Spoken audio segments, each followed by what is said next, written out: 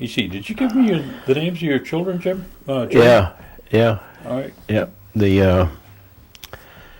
And I think because they live in Paul's in Austin, Texas. Tanya is in Jacksonville, Florida, and Jay, who's still in the Navy yet, he's stationed in Jacksonville, Florida. Steve is in North Carolina, and Patrick is still in college in Ohio. And as I mentioned, Thomas passed away 10 years ago now. Now, how many grandchildren? This past June came number 13. Number 13. Yeah.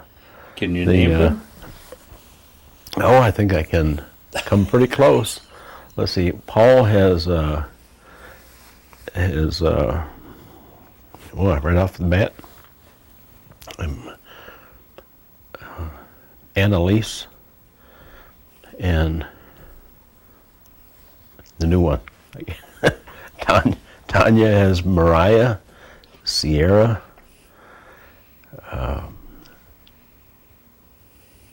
Paul Michael, John Thomas, and Samantha. Jay has Kayla. No, Jay's is Annalise. The second one is Annalise. And then Steve has Fiona, Ronan, Willem, and Mary. She's got a long name, but her first part is Mary. So you got a big table when they all get around it. Oh yeah, yeah. Most of them were up here. Well, Steve for powwow weekend. Most of them were here. Steve had just had their new baby the end of June, so they couldn't make it this year. Now, was there any reason that you left the Navy after 30 years, or was that a cutoff point? Or would it be advantageous to go then as opposed to going to 40 years or something to that effect? The 30 is the normal cutoff point. Now, I could have stayed probably another maybe 3 or 4 years beyond that. But at that point in time, from about the mid-90s, early to mid-90s, early 90s, they were going through the process of downsizing, or they were calling it right-sizing then. So the Navy and all the armed forces came up with these limitations. Depending on what your pay grade was, you could stay for so many years. But no matter, 30 was the maximum. And they were actually inviting or forcing people to retire who were eligible even prior to that, prior to 30 years in. But I think that at the most I could have stayed beyond 30 years, was maybe another 3 or 4. But I just figured that I did my time, and it was time. It was time to go try something different. And you came back to Oneida then? Right. Yeah. And what prompted you to get into tribal politics? Well, the first part, and because you don't typically consider it politics, but it's part of the government, and that's on the Appeals Commission. Our Appeals Commission serves as the judicial branch of government. So, but generally speaking, because of the nature of their duties, you try your best to keep politics out of your business. So it's not, from that point of view, it's not really considered politics per se. But in another way, in Oneida, it is a certain amount of politics because these are all elected positions. And I was nominated to serve on the Appeals Commission during one of the election caucuses, and was subsequently voted in to serve in that capacity in 1995. Their terms of office there are 4 years. So I served there, in that capacity, working pretty much part-time. But after about a year or so in that capacity, they established 3 full-time positions on the Appeals Commission. And I was one of those 3 persons that was assigned one of the full-time positions. So I guess that was kind of the entry level of getting involved in the tribal government arena. During that course of time, I talked to a number of folks. I really wasn't certain about, because I was focused on doing my job as a commissioner, and was satisfied that we were moving forward in a good way on the commission. And I had curiosity, but really hadn't a plan or desire to try to move into the legislative part of the government. But in talking with some friends and relatives, and at that time, I thought, well, maybe I'll try this, and I did. In 1999, I was elected to serve as the chairman for Oneida. I ran and was elected. I guess it's interesting set of circumstances, but it's not something that I can say I set out to do in some kind of long-range plan. It didn't happen that way. Yeah. Well, you served 1 term, which is 3 years, right? Right. Mm-hmm. And you stepped aside then. Did you go into something else during that time? Yeah, I did. But the primary, that's something else kind of came as after thought, and after, the primary reason is I found myself transitioning from the Navy, which was, out of my career in the Navy, I spent probably about 20 of those 30 years on sea duty, which involved just a huge amount of time. My grandchildren start being born, and I found myself toward the end of that first term in office, I had 1 grandchild who I hadn't even seen yet. And it would seem like it was very difficult to schedule vacation time and not have it be interrupted by something.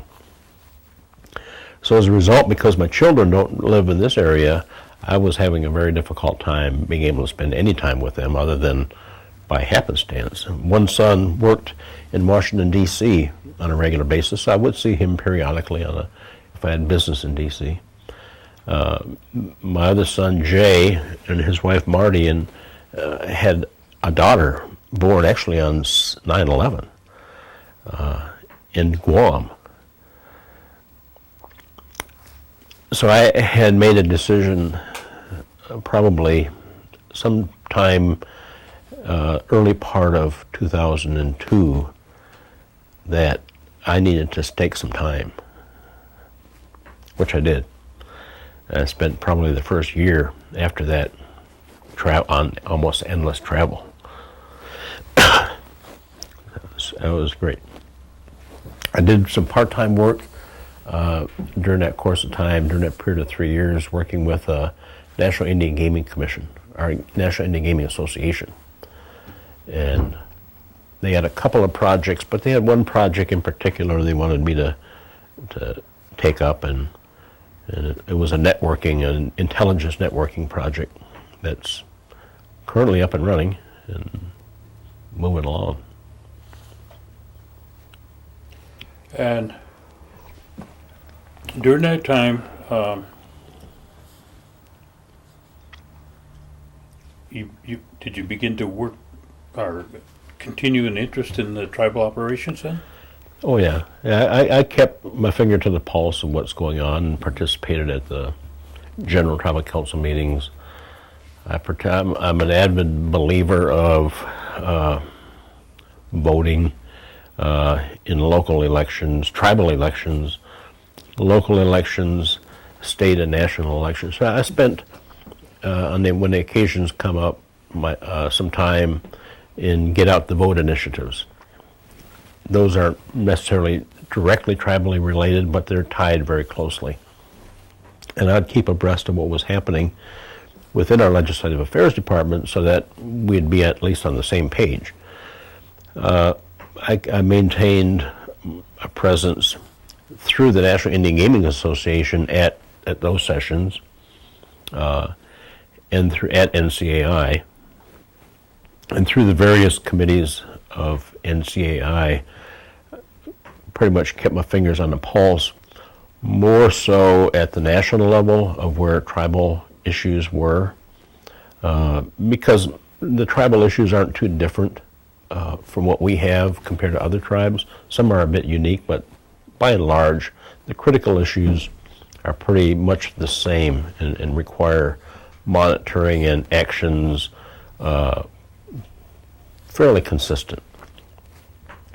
Some of the more intimate issues at home, I probably wasn't as in tune to during those 3 years I was absent.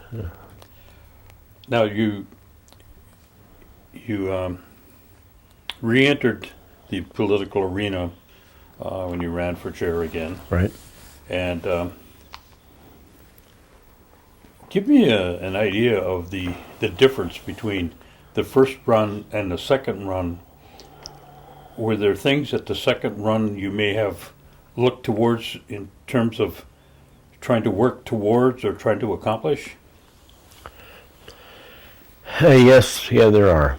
I mean, the first time around in assuming these duties, I think my comment was trying to learn how to drink water out of a fire hose type of thing. It's just coming at you so fast, and that it's really challenging. And the second time around, I think because the experience of having done that once before, the experience of having the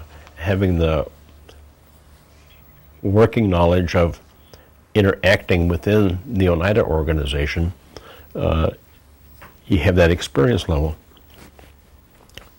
The experience of having to work in a way with the 9 members of the Oneida Business Committee in a way that moves that committee as a government, moves it in a common direction.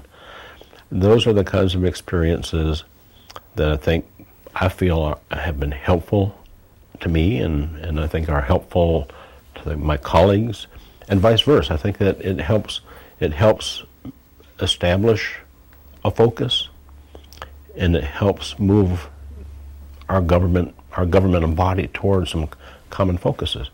Because in the course of any given day, there are just a ton of things on your plate, from broad spectrums. I mean, your experiences in that arena, I know you know exactly what I'm talking about. But, for example, just today, morning briefing, which normally takes half an hour to 40 minutes. Today took us an hour and a half. And it's not something that you can just say, well, we just won't go into that discussion. You have to have these discussions. But we're talking about everything from local government interactions and issues that we're affected by, and what we do affects others. We're talking about IHS issues, Indian Health Service issues that are critical to our needs. I just can't recall instantly off the top of my head, but just a whole realm of things that when I look at what we're engaged in today, and they're not too different from what we were engaged in when I first served, 6 years ago, but it's how we go about approaching these issues and delegating the responsibility to come up with the strategies, giving the management their wherewithal to bring forward, do the research, do the due diligence, and bring your recommendations back to the government so we can make a political decision based upon some factual due diligence that's been done. And that just takes time, so. Hey, your mother had the opportunity to meet JFK in the Rose Garden. Tell me about the similar circumstances when you got the phone call when President Bush was coming into the community. Oh yeah, that was pretty incredible. And it was about a month ago, and the president was going to be here for a scheduled visit in support of a local legislator's campaign for Congress. Well, during the course of that visit, which we knew that was happening, we knew the event was happening, and he was also scheduled to visit a local business, I think in Green Bay. But what we didn't know, or what wasn't publicly announced, was the president also intended to meet with about a half a dozen families of military people who had died in the war. And it wasn't until, I think the day before the president arrived, his staff had been looking for a place to have this meeting with these families. And Oneida Police Department was the location that they chose, that they found was a safe place for them to do this visit. And I suppose it was a safe place, a secure place, but it was also a place that was in close proximity to where he was going to be, and of course, close proximity to the airport. So I got a call from the police chief who was like, hey, we got another task associated with this, and the task is hosting the president and his staff at OPD the next day. So the president had asked for a contingency or a delegation from Oneida government to be available to meet with. And we arranged for that to occur. But it was really impressive to see the Oneida departments who had a role in this. I mean, a group from the Radisson who did the catering for this, the OPD themselves, who were prior to then were a part of the larger public safety associated with the president's visit, who were now had another task of actually hosting. So that took their role in this whole thing to a new dimension. Our public relations folks who got involved, and it was a whole host of people in typical Oneida fashion, at the drop of a hat can pull something off. So it was just simply incredible in the way it was done. But I think even more important is the fact of where we've come from in Oneida.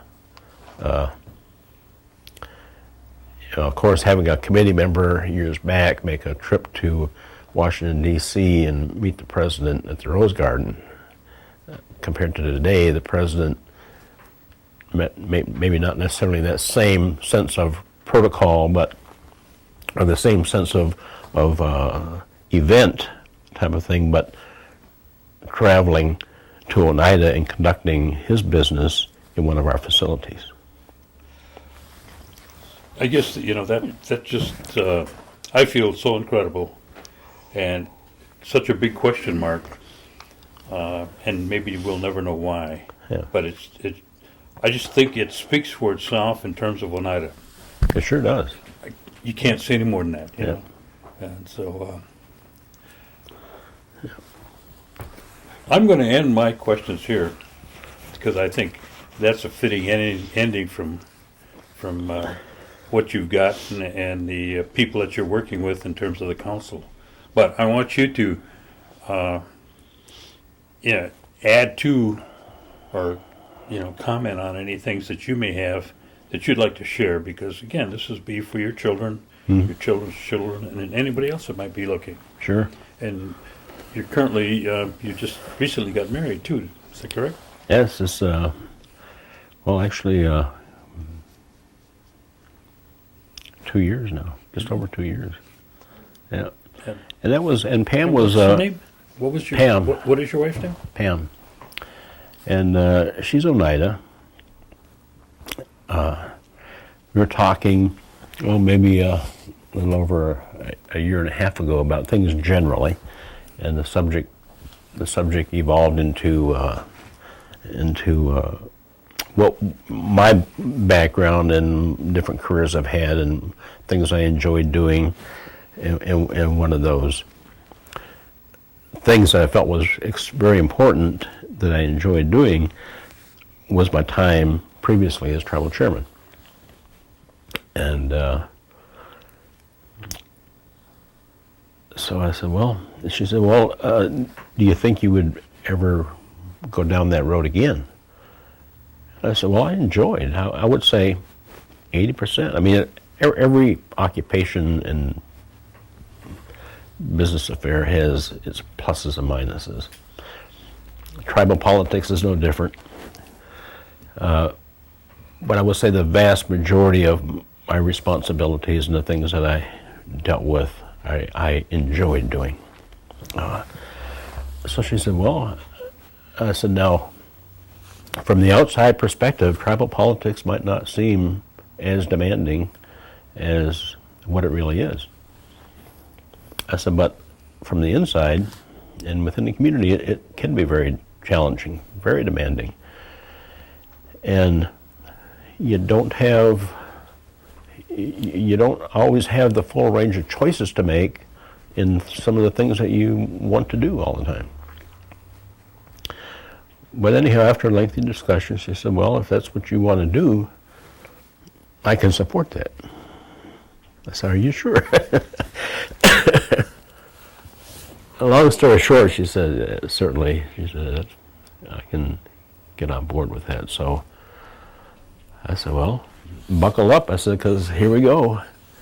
And it's truly an honor to serve in this capacity. But I look at what's down the road and just a couple of snapshots that we've had of our community as it pertains to my experiences personally, but generally speaking, looking at where our community has been, where it is currently, and where is it headed into the future. I'm very happy with our staff that we have in our management positions that have the wherewithal to be able to help us frame out the strategies from a technical point of view, whether it's in the area of land management, gaming management, public works, social services, healthcare, housing. We have some really strong experts in those fields. And I think by empowering those persons of expertise with the wherewithal to say, let's put the strategies together and frame out what strategy it is you need to achieve certain goals. That gives the government, that gives the 9 of us the opportunity to look at the policies, to do the visioning, and say, here's what we think we need. Here's what we think is needed in the area of health care or in the area of employment. Now, turn to our managers and say, how do we get there? Show us a plan of how to get there. And they break down the technical aspects of it, and we start achieving some of those goals. So I think the future of Oneida is very, very bright. 10 or 15 years from now, somebody else is going to be saying, yeah, and back then, here's what, so I guess I look at it from the point of view of that we're moving the ball forward down the playing field. And in most instances, I think 90+% of the instances, that direction is very positive and helping us get to where we need to be going. Well, I want to thank you for coming down and sharing these with us, and hopefully your grandchildren will be able to look at this and say, I can remember when, Yeah. and they'll see Grandpa talking about it, and who knows, they might be in the driver's seat someday. Yeah. Well, thank you, Jerry. Okay. Thank you.